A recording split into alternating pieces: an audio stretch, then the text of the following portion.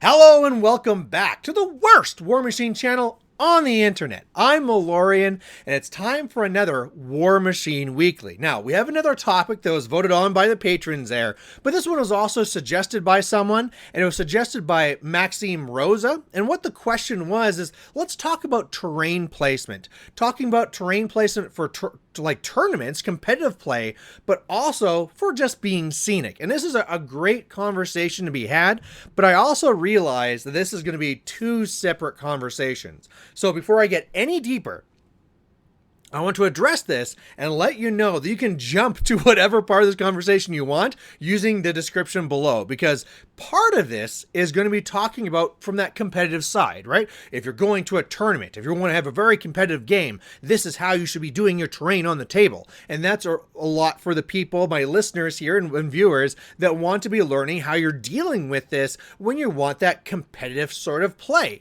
However, there's the more casual people that want that scenic part, right? Look, I want these things to look nice, and that's my goal for why terrain's on here. I'm trying to tell a story. So because there's going to be two very different conversations happening in this video, do know that I'll have links in the description to jump to those different parts of the conversation. But if you want it all, buckle in. Let's just go through the whole thing. All right, now before we go any farther into that, let's actually just talk about the reasoning why we have terrain whatsoever, because really, we don't need to have terrain, right? I mean, the way that the game functions, I could put down a mat, we could put down our armies, and we could just play. We literally do not need to have terrain to play the game. So, what is it adding? What does terrain actually do for a game of Warmachine? And there's a couple of different things. One, it adds tactical complexity. So what I mean by that is that if you were playing on this empty desert, maybe there's some scenario down, what's going to be the reasoning why I'm putting things down? Well, my models might be here to score different objectives or zones or flags, but also maybe I'm trying to counter your deployment. So my thing's trying to fight your stuff over there. Oh, you deploy this over here? Fine. There's my counter piece over here. That's going to be the reasoning for why I'm going to be deploying this way.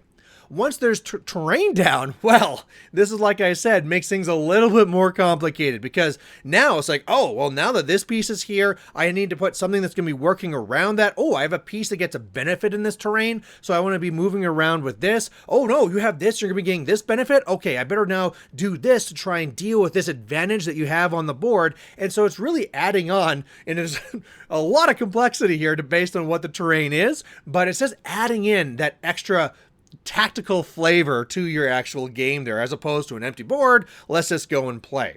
Now, the other side of this too is that the reason why we don't have this empty board is because it feels nice to be feeling like you're fighting somewhere real. Sure, deserts exist. Wide open plains exist. Yes, I've heard the argument that, you know, back in the Napoleon Wars, people would try and fight in the open field so there'd be a good way to shoot each other. Sure.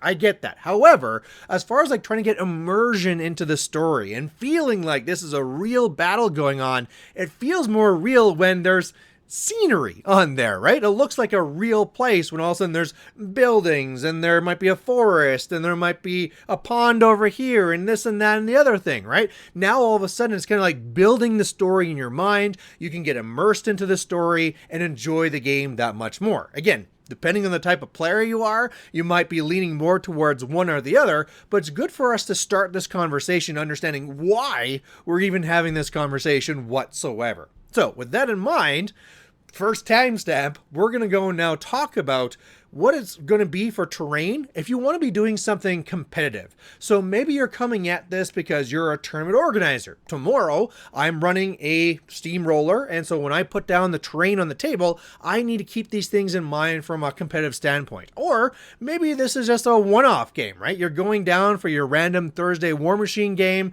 you got to set up the table, and what's the right way to put the terrain on the table so you have the best, competitive experience possible. Now, before we can get into this conversation, we need to understand the main things that terrain's trying to do. I'm not going to go through and talk about like, okay, these are all the different terrain types in Warmachine and this is what they do. That's not what I'm getting at, right? If you're building a game, any game, and you're having terrain on it, what are the general classes of what you want your terrain to be doing? Now, the very first one I'd be talking about is trying to block line of sight. And the reason why that's important is because once you block line of sight, that's going to be adding a lot in terms of protection from range sort of options, protection from charges, just being able to hide things, you know, and be able to layer defenses. The line of sight blocking in your board is going to be very important as an idea and something you need to be having there. Again, maybe this is something that you're going to be using for your advantage against your opponent. Maybe they're going to be using it as an advantage against you, but pieces on the board that block line of sight drastically change the way that you have to play the game, because it's not just something where like, oh, there's, you know, a pond there, my gun still shoot over it. No, this blocks line of sight, and so I'm going to have to either go around it, into it, whatever type of thing it is. Again, like there's a lot of different things that do block line of sight, so that's why I'm not getting into them all, but it's good to understand this classification of actual terrain that goes on the board. Now, the next important one to understand is also the one that blocks movement. Now, blocking movement, again, this can go in a couple of different ways. You know, maybe it's a building, maybe it's a big, huge rock that goes to the sky.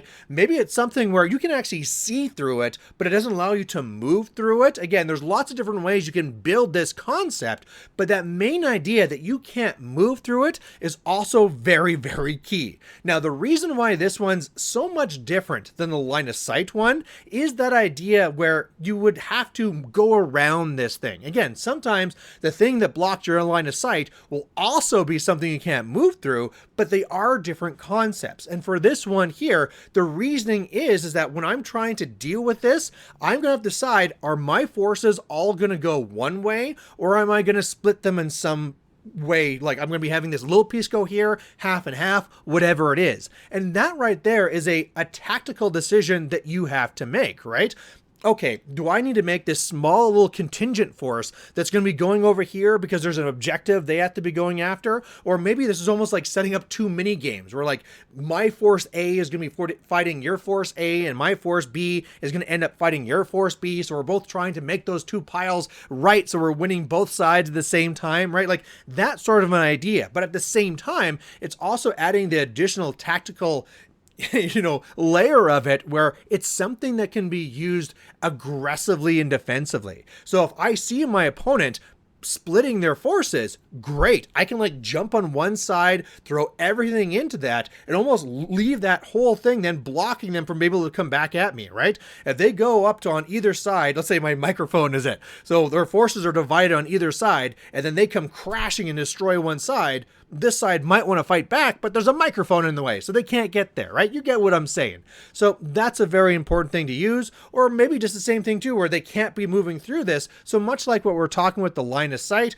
okay, I can hide behind this knowing that they can't get to me because they cannot move through this thing. Maybe they can see me and that'll be a different conversation, but they can't get to me because they can't move through this thing. So that's very important.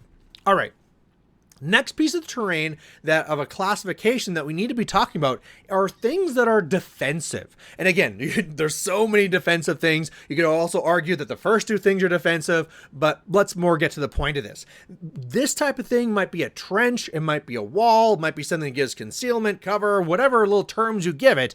Going to this area is making you safer. And that's a good thing, right? You have pieces that you want to stay alive, but also, it brings up the question of staying alive from what, right? Different defensive things might keep you alive from being ranged assassinated, from being in combat assassinated, whatever way that is. Maybe it's like a mixed thing of both, but you have to realize that when you put on these defensive items on the table, that now we're starting to really skew these things. For the previous things that we had talked about, okay, there's a little bit of like, is this a positive? Is this a negative? Is it a good thing to have a building in the middle of your deployment? Is it not? Defensive pieces are always fantastic. It's something that you want to have on your side and go on there. And so this is already one of those key things that as a person putting the terrain down, you need to be really cognizant of the idea of, should I be putting pieces down so that they have an advantage to be here? And where should that placement be? Should this defensive thing be somewhere further back so that it's nice and safe and you can walk something into it and be feeling great? Or is it going to be a little bit more forward and allow them to just aggressively move up into it, but we're forcing them to be aggressive and move into the board? And again, which way are we going to be skewing this? Is this going to be something that really just stops charges, or is it something that stops guns? And if we do that, again, depending on what force they're playing, it's going to really skew this. These are things we have to be considering and realizing that we're not going to be making this table fair. And while I'm here, I might as well just pause for a second and say, it's okay to make terrain that's not fair. When we're talking about being competitive, our players are going to be rolling for initiative for who's going first. Now, this is not just supposed to be a roll to see who's going to be getting a big advantage. I know right now in Warmachine, everybody usually wants to go first, and that's normally the way. Like, hey, I won the roll, I'm going first, let's get them. There should be some sort of advantage to going second. Sure, going first, that means that you're jumping up the table and taking up a lot of board control, but the second player is going to be able to deploy second so they can counter deploy their enemy, although that means a lot less in Mark III than Mark II, but that's a different conversation. But as well, since you're picking the sides, you're picking the terrain. And so the more that you skew one side to be better than the other, the more that you're giving the advantage to the other player.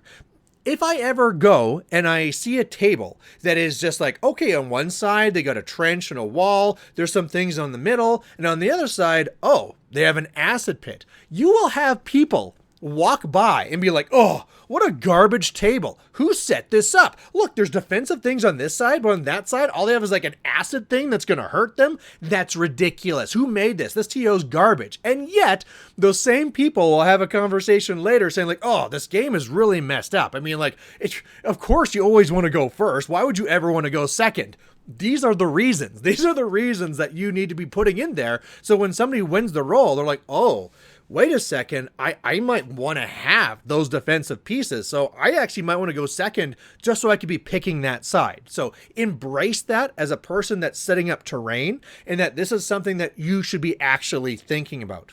Now, we talked about some different classifications. Let's jump back to that for a second. We talked about blocking line of sight. We talked about blocking movement. We talked about defensive. But there's another piece in there too, which is really just hazard / annoyance. This is something that's supposed to be there, that's just supposed to be bad. And so, whereas defensive things are all good and shiny, these are just bad things. Maybe they slow you down, maybe they hurt you, but this is something where if you want to go through this area, you can, but there's gonna be a negative to this. And again, that comes up to like the acid pools we talked about. Sometimes people mix things in there where it's like the rubble, where it's like, okay, you go slower, but if you're in it, you get cover. There's lots of different ways you could be trying playing with these things. And that's why you're seeing now that there's a lot of different ways that people are making up things like tall grass and squalls and all these other things. Sure, whatever. But the main thing for this classification is that this is like the bad. This is like the hazard. And this is a good tactical thing to have on there, because again, if this is just an open field, great, my people need to go that way, so let's go that way. As soon as there's a bad thing in my way, okay, now I need to be thinking a little bit more about whether, okay, do I need to go that way? Can I be using this so that if you want to get to me, you have to go through the bad thing? You know, these different options is what you want to be having for these competitive games. The more times that your decisions impact the game, the more of a competitive game that you're creating for yourself. So that's fantastic. And I really feel those are the 4 classifications, right? There is, like, just to quickly go over it again, blocking line of sight, blocking movement, defensive, and just hazard, something negative.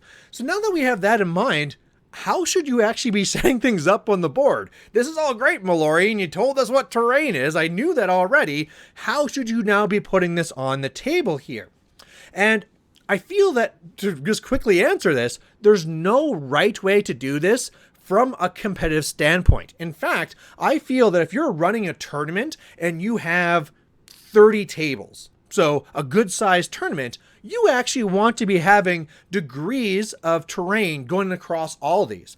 I think it's actually completely fine to have one table out of 30 that is almost completely empty. And so people go on and go like, oh damn, if I was really hoping for cover, I'm not having it now. If I was hoping for this or that, okay, I guess we're fighting this empty area. That's something that they need to plan for. And if they knew that they had to plan for it, okay, now that's a little bit more diversity that goes into their list. Going all the way to the other side where you have, tables are just full of terrain and there's just stuff all over the place. And so you also want to be having ones that have, like, for each of those different categories I said, different degrees of each of those going all the way through. So maybe this one has something that has a lot of line of sight blocking, but it has very few defensive pieces in there as well. So you have to really hope that that line of sight thing is going to be what you're going to be using for defense. Or if you say like, well, there's no line of sight and there's nothing that's blocking movement, but there is a lot of hazards and there's going to be a lot of defensive. Okay, so this game is going to be all about trying to hop from defensive to defensive while trying to use the hazards to try and block my opponent and using them to my advantage. And so if you think of it in that tactical mindset, you can kind of see where, like, no matter where you slide that bar, it's not wrong, but it is going to be skewing the game. And the more fair way that you can be doing this for everybody is not to try and put all the dials in the middle, but to actually diversify it over all of your tables to really force your opponents to, one, as I said, diversify their list so they can be dealing with any of these situations. And two, making these games more tactically interesting. It was like, no, okay, just like my last 3 games, there's going to be a building in the center and a forest over here. You have a trench, I have a wall. Yeah, it's the same thing on every board. Something again, which is forcing you to think and change your tactics in game based on that scenery is what you're wanting for this game. Now, that being said, there's also different ways you probably want to be putting things on the board. Now, the first thing I'll be saying about this is I'm a big fan of the quadrant method. Now, if you don't know what the quadrant method is that it says that you should be putting about 2 pieces of terrain in every single quadrant. So that would be having then 8 pieces for the entire thing. Now, the reason why I like this is that it gets a good balance. You kind of get to the point where when you're throwing on terrain, you're like, oh, is this right? Should this be moving over here? It doesn't really feel like there's the right amount on here. If I do the quadrant method, I can be like, okay, 2 here, 2 here, 2 here, 2 here, and it just kind of feels right. But maybe that's me. And that's not the only way you can be doing it. There's other ways where you just kind of like throw a big, huge line of sight blocking thing in the center and then kind of like work around it and then almost go in a circle to kind of make sure that there's like a speckle of terrain all over the place. Now, with that being said, let's talk about the idea of having something that is line of sight blocking in the middle of the board. There's a lot of people out there that feel like that's what you need to do. If you're going to go and be building a table, there needs to be something line of sight blocking in the middle of the board in order to be adding in that tactical diversity, but more importantly, to really make it so that if you're a range list, that they can't just sit there and shoot. Now, I don't fully agree with this. I feel that it is good to have those big line of sight things probably somewhere. Again, it's a whole dial. It can go one way or the other.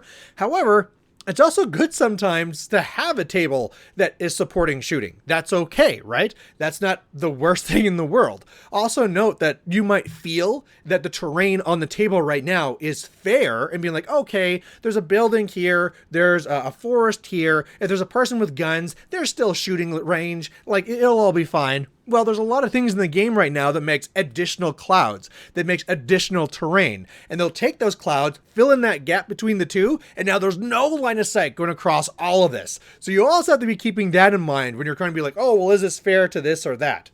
Now, in general, I will make sure that I have some line of sight blocking thing somewhere on the board. In general, like, if I'm setting up lots of tables, I would say on 75% of my tables, I put something line of sight and large somewhere in the central area, but I'm still going to have those other areas that don't. Again, because I want to be keeping these things diverse and different. Now, past from that, what do I do when I'm placing on terrains? I'm going to have this line of sight blocking thing somewhere, maybe a couple. In most of my tables, I'll be having something more central to really, divide the way that things are going. The next thing I'm going to be doing is making a decision after I put on that very first one to decide which side is going to be the good side. Again, I feel that if you make both sides just as good, you're making a mistake and you're not making that table correctly. I think you should be picking one side to be better than the other. And usually these things are better than the other because they have defensive things. So after I put in that line of sight thing, I'm going to be putting those defensive things on the good side. I might still put one defensive thing on the other side, but I want to make sure that there's better defensive things on the good side. Then I'm going to be mixing in some more things in the middle, like that, the hazards and stuff like that. A good thing to think about with the hazards, the bad things, is that if you put them too far away from the middle, they're basically not there. You know, first turn, people basically run up, and if the first turn means that they run up and either get beside the hazardous terrain or past it, it's now no longer going to be having any impact on the game whatsoever. So I actually think it's more important to have those hazard terrains in the middle of the board, even more so than the line of sight things, right? The line of sight things can be further back and people can be using it to put their support things behind and stuff like that. But those hazards, if they're further back, like I said, they're useless. So I'll usually scatter them somewhere there in the middle. I'll be thinking about my quadrants after that when I'm trying to validate the table. You know, am I having at least 2 for every section? Great. You know, sometimes I might see and be like, oh, it's kind of open here. Maybe I'll throw in an extra one. Maybe I won't, right? Again, you shouldn't feel that you need to be putting on 8 pieces or 10 pieces or whatever in order to have a good competitive game. Your pieces need to be meaningful when they go on the board. A great example is having that hazard that's not further back so that you're running past it. But when you're putting down them, put them down with purpose. Realize that when you're putting them down, they should be doing something. And then the more impactful that you're going to be putting these terrain pieces somewhere on the board, well, then that's where it's actually going to be doing what you want.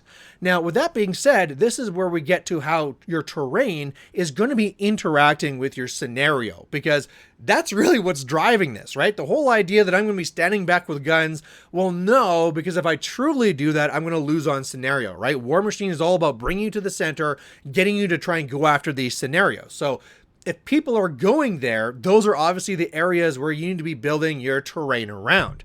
And then this is where things get very complicated. Let's first talk about things like flags. If I go and I put a flag in a trench, or put a wall by that flag so that a solo can go and score that flag while being in cover in a trench, behind a forest, behind a building, that is a huge advantage. Now, that's not wrong. Again, when you're making a good side and a bad side, I think it's okay to have those in some cases, but you have to realize that is such a good that you have to kind of balance out the rest to kind of make sure that's going to be even, right? If one side has a flag that's like behind a building, okay. Maybe I'll give the bad side still a good wall or a good trench for them to kind of like balance that out. I don't want it to be like so obvious that like, damn, I have to roll highest so I can be going second to pick this side, right? Like that's another mistake that you don't want to be getting to, but you have to realize how good and how bad you're making these things. Same thing. If I go and I put this flag inside of like a pool of acid, and I've been seeing more of this stuff recently, it's kind of hilarious. We're like, okay, Solo, if you want to be getting in this, you're gonna have to, go and put yourself on corrosion or put yourself on fire. Lately, I've been loving having burning trenches so you can be gaining the benefit, but then you're burning. Okay, that's a different conversation. But again, having stuff like that's such a negative. If you want to score this, you're going to be losing a piece. Also understand how that's going to be changing things. Now, let's talk about the zones. The zones are usually pretty easy. They're going to be there. You usually want to have some sort of hazard or something in them so that it's breaking up the zone. However, some things are going to very much skew that. And the big things are going to be doing that are the things that are going to be blocking a line of sight and blocking movement. Now, imagine this. Imagine that you have a circle zone that you're just going to like throw a building in. That's going to be very tactically interesting because now I got to work around this thing and all that type of stuff while I'm trying to score it. However, I've also made that scenario piece extremely hard to score, right? My opponent can just go and run something to the other side, hide behind the building, hide behind the whatever, and now my opponent has to work extra hard to try and score that, if it's even possible whatsoever. And so, again, that balance between tactically interesting and then making things still relevant is something that you have to keep in mind. Now, while we're talking about scenario and how it interacts with your terrain, the hardest thing if we're actually talking about a tournament is the idea that the scenario is going to change, but usually the terrain doesn't. So when you go and you're setting up as your TO, you're going to that tournament and you're setting up all your boards, you put down all the scenarios, you put down your terrain so that they're meaningful and significant, and you're like, yeah, this is fantastic. And the players come in and it's a great time, and then it's round 2 and you're like, okay, set up this scenario, and oh my God, now it's a mess. Now it's things where like maybe in some tables, there is no thing where there's a big benefit over the other, right? Maybe you were balancing things out before because, hey, this flag was supposed to be well protected, but now it's not protected. So that side is not actually all that great anymore. Or maybe this one was supposed to be a little bit more balanced, but because of where the terrain pieces went, now it's like, oh, so now you got a lot of terrain pieces that are protecting all of your scenario stuff. This is heavily favored for this. So there's a couple of ways that you can be dealing with this. One, you can be a person that realizes that this is a possibility, plan out all of your scenarios, and when you're putting down the terrain, thinking this all through and being like, okay, in round 2, it'll be this scenario, it'll be okay. In round 3, it'll be that scenario, and that'll be okay. I mean, a great example of this is for War Table, when the line of sight people went to make the terrain maps on there, not like with all the scenery, they had to go through every single one of the different scenarios to make sure that it actually works. And that's a lot of work, right? You think we're like, oh, it's really easy. It's probably like a simple template. No, these things are very different. And you also have to kind of think of like, these change from year to year. Like, who knows what's going to be in the next steamroller. And so you have to almost guard against future things as well when you're trying to do this. At least for a tournament, you're self-control. But man, on a War Table, think of how hard that was. Now, that's one way, and that takes a lot of planning. I don't go with that way. I think that's a lot of extra work. If you can do that, fantastic. But I don't like it for a couple of reasons. And the first reason why I don't like that is that terrain magically moves over a tournament, whether it's because people are putting down their trays, people move things out of the way for lunch or whatever. Terrain starts moving around anyway. And so even if you did all that work to try and make sure things were exactly the way that you wanted it, things are going to move and you're going to have to address them anyway. So what I like to do then is that when I go through and I'm setting up the next scenario, I'm going to go and I'm going to re-verify that everything's okay. I'm going to make sure that there's a good side and a bad side, and that neither of them are too extreme from what I'm trying to do. And if I need to move something, sure. In fact, sometimes I have to move things, right? Like you have the times where you go to the next scenario and now there's a building on top of the flag, and that just doesn't work, right? So something has to move.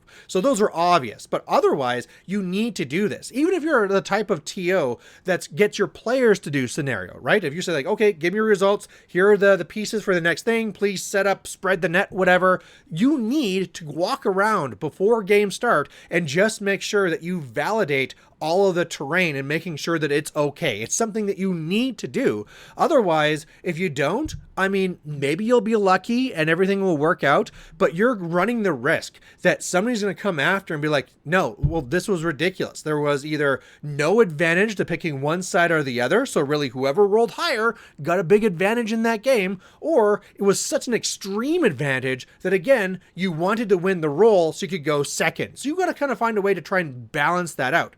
And in fact, one of the things you should also be doing is listening and really kind of like validating your own thoughts, so that as a TO, or maybe just as like the regular person that at your store sets up the terrain on the table, set it up and then listen and see what the players think about this. If they roll off and then be like, well, there's no real advantage, so whatever, I'm over here, I'm going to stay on this side, that means you made a mistake, and then that's not good. As opposed to if you listen and they're like, oh man, like, whew, normally I go first, but look at this table. I think I might want to go second. Then it's like, hooray, you did great. Or, of course, that third situation where you listen and they're like, oh, well, normally I go first, but I have to take that side. That side's so much superior. Sorry, buddy, I'm going to put you on the crappy side. then you know, again, you made a mistake. So that way of listening is going to be validating your own thoughts. And luckily, if it's a tournament, like I said, round 2, you can kind of like fix those things. But if you're a person that's just setting up for like the weekly games at the store, you should just remember those things for next week so that next time you come in, you can be changing these things up. Now, that's almost it from the tactical side. It's already like half an hour and we're just talking about the tactical side. The last thing that I would really make sure that I'd be stressing in here is also to change things up. I had talked about for a second about how I'm trying new things, like I'm making a burning trench and stuff like that. Realize that part of what's going to be keeping your game fresh is going to be, again, changing up that terrain. Realizing that it is okay to move those dials and maybe one week set it up one way, next week set up another way, but also just trying to just make things wonky and weird, right? We talked about those 4 main categories, and already in all those different categories, you're already thinking in your heads that's like, okay, yeah, this is this one, this one, this one. But just like how they're coming up with new things like the squalls and the tall grass and all this stuff, think of how you can layer these things on there, right? Like this idea of like, there's this black hole void, so you can see through it, but you can't move through it. Like, that's something that you don't ever normally see in Warmachine, but vastly change the way you play.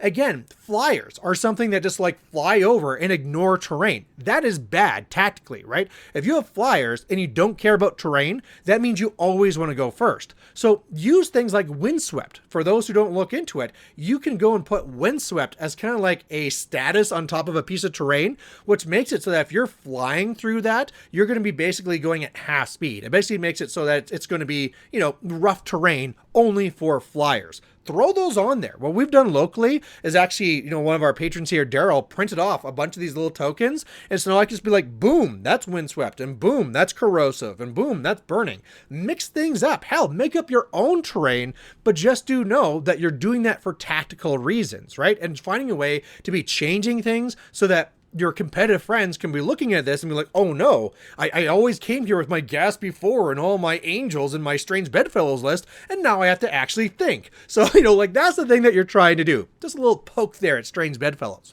All right, so that's everything for competitive. If you cover those things I've said over the last half hour, you should be great. Let's now go over and talk about the casual side. All right. Hey, casual folks, if you just jumped to here, welcome. We're now going to be talking about terrain when you're doing it for the scenery. So the whole idea here is that your goal for this is to be making this look like a nice place to fight. A place where if you look at this, it makes sense. Now, part of this is going to be just the idea of what pieces you're putting down, right? If I have a winter mat and then I'm putting on all of like these, summer trees with flowers, and then I'm going to be putting on like this 40K factory or whatever beside like this fantasy cottage, that's just not going to work, right? So from a very base point, I want to be kind of making sure that the terrain I'm putting down matches its own theme. And this is no matter if it's 2D or 3D or whatever, I want to make sure that the pieces I'm putting on the table, I can look at this and it's like, these fit together. Again, I've seen these unfortunate tables where they are putting like mixing up their winter stuff and like their lava stuff and like their summer stuff and their futuristic and their fantasy stuff. And it just looks like a jumble, right? Like it's the jambalaya of terrain. And although it can be kind of silly and fun to look at, again, it's not very immersive. It's hard to believe this is actually a place you would be trying to fight over.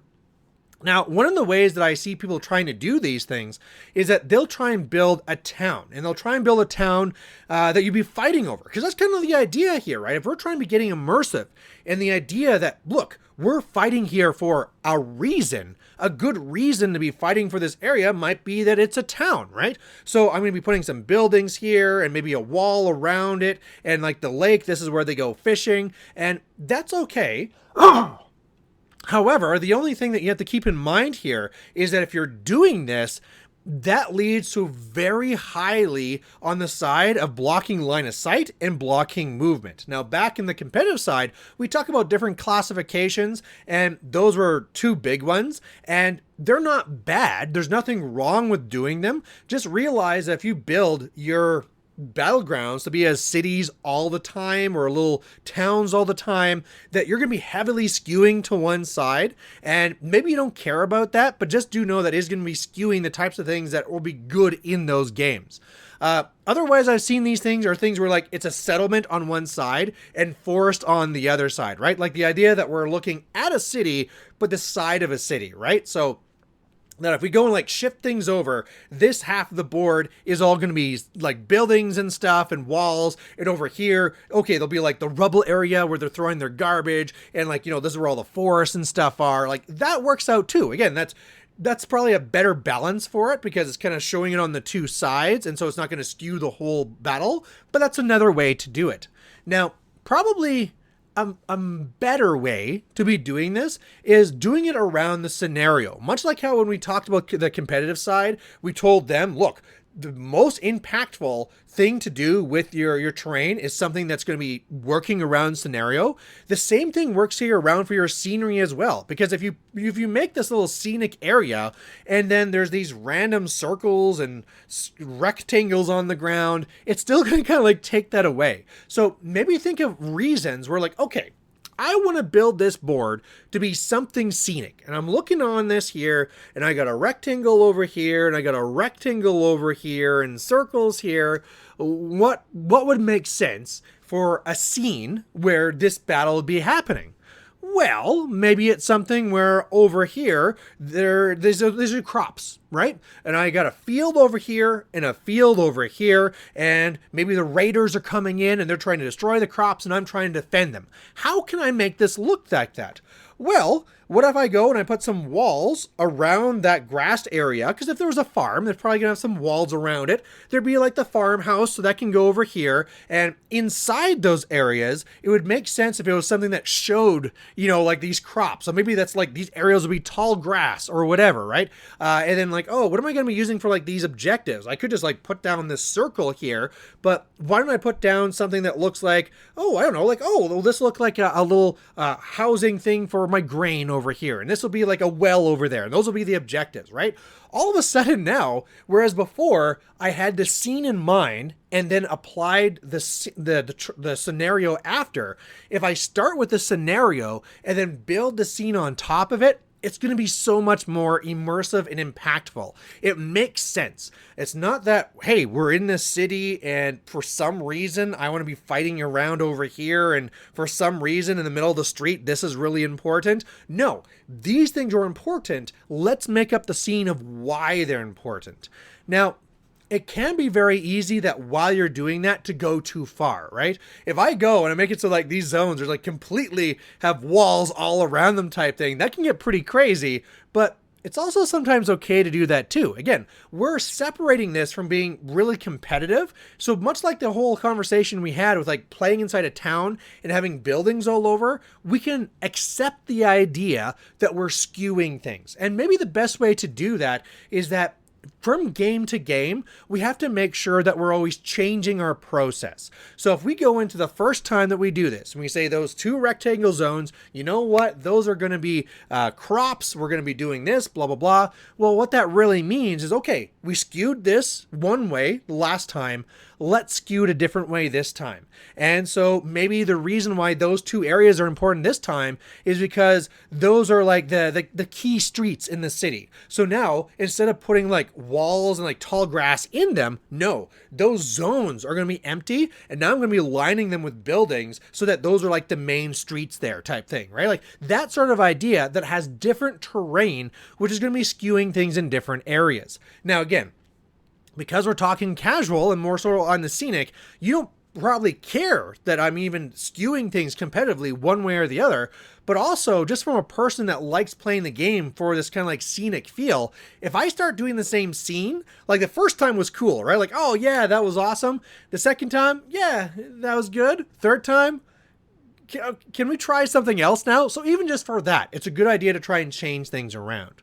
Now, as you're doing this, I think there's another thing you should be keeping in mind, and that it's okay to change your zones to match your scenery. So if you're doing this and your goal is to say like, look, competitiveness is not the main goal of this. I want this to be scenic. and I look at my scenario and it says I have to have a circle here and I have to have a flag here and here, an objective here and there. And you know what? I have this idea in my mind. I have this scene that could kind of apply to this scenario, but it's just off. You know, it also would help if maybe this was slid over this way a bit and this was there. Do it. There's nothing wrong saying that you can go and change your scenario to meet your scene that you're trying to build for yourself. Whether you need to shift where things are, remove some things, add some things, go ahead, as long as you feel in the end it's going to be something that you and your opponent are both going to agree. Now, I'm assuming that you're not just being like, well, I want to do this, and so I'm just going to set it up, and if they don't like it, they can go home. I'm going to assume that you're doing this with your opponent, and both like, yeah, this is amazing, let's do it. And assuming that you're both thumbs up, feel free to open these things up. You're not locked down to these things. Also, remember, there's also like a whole bunch of other scenarios you can do, right? Like you might have rolled off and gotten this one, but if you had an idea for this other scenario, pitch it to your opponent. Being like, hey, I know we rolled this one, but I have a really cool idea for the scenery for this one. Can we try it out? Yeah, sure. Or, you remember 4 years ago, there was that one scenario? Do you want to try it? I think we could do something cool with the terrain we have here. Do that. Change these things up. Try different things like that. Now, another thing you can do with this here too is also feel free to just radically change what the scenario pieces are. Now, here's a big example that I get for this one. Let's say that in this scenario, there is a objective that you have to destroy, right? And you can put down that circle and be like, yep, that's it. Well, it's just a circle and it's kind of not really matching anything. Well, we talked about before, or like this could be a well. So, okay. Oh, look over there. We got a piece over there that looks just like a well. Let's put that on top.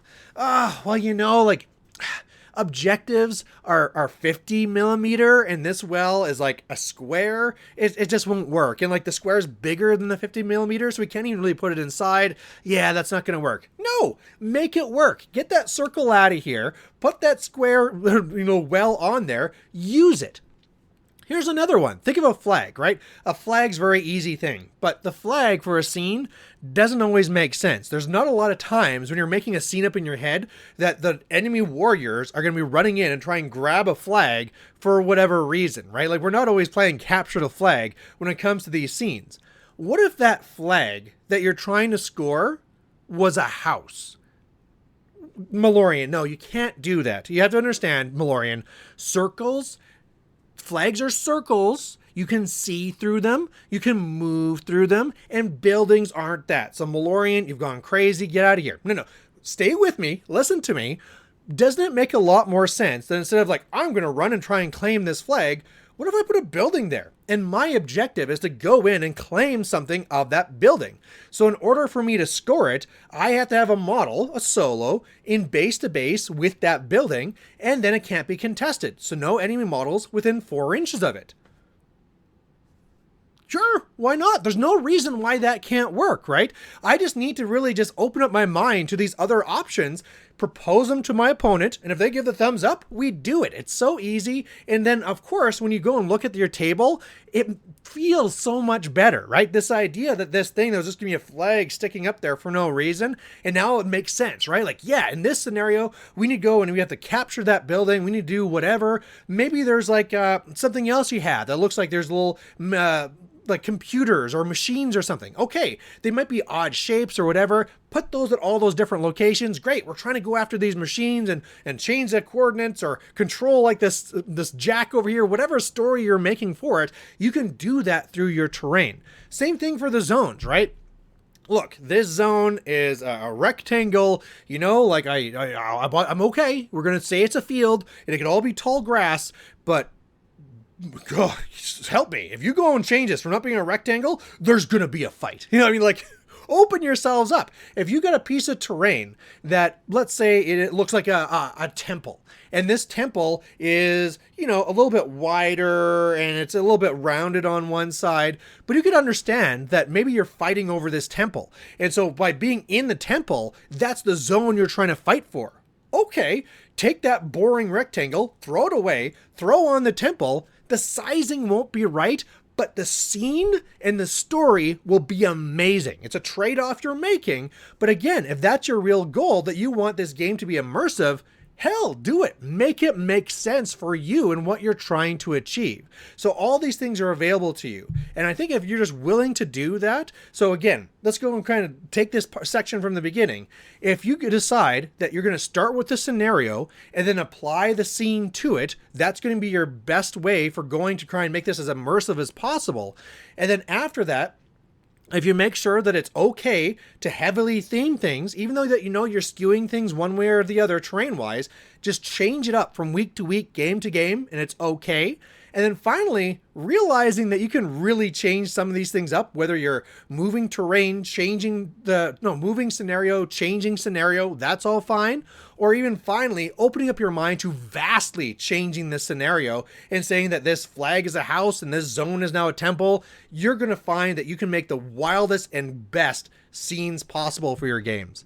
So there you go. This was a very, very long video. So Maxim Rosa, I really hope you like this. I hope this is what you're trying to get. Otherwise, a big thank you to all my patrons. We got so many of you out there. I got my Overlord, Darrell. I have my Manipulators, Adrian, Andrew, Brian, Jordan, Kieran, Ryan, Sam, and Sloth Monarchy. I hope you're all enjoying all this content that you want. If you want to be the type of person that gets to either, vote on what I talk about each week or just actually picks what I have to do each week, maybe take a look at the Patreon link down below. But otherwise, you're all awesome for being here. You're all great people. I love you. Have a great day. Bye.